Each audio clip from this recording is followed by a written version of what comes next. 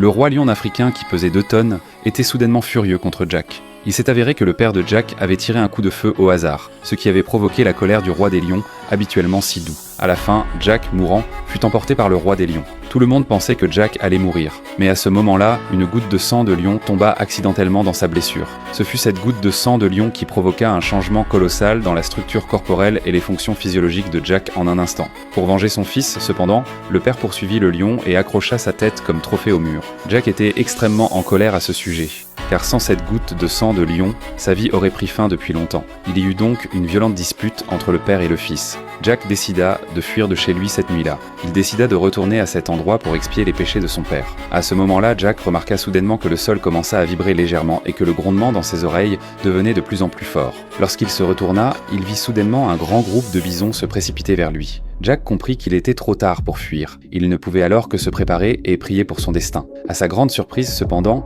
le bison ne lui fit aucun mal. Ce n'est qu'à ce moment-là que Jack remarqua qu'un majestueux bison se tenait devant lui. Le roi des bisons resta calme et protégea Jack comme un policier. Ce n'est que lorsque tous les bisons étaient partis que le bison royal s'éloigna lentement. Après cette rencontre, Jack découvrit qu'il n'avait pas seulement acquis la capacité étrange de communiquer avec les animaux sauvages, mais que son corps avait aussi atteint des capacités surhumaines.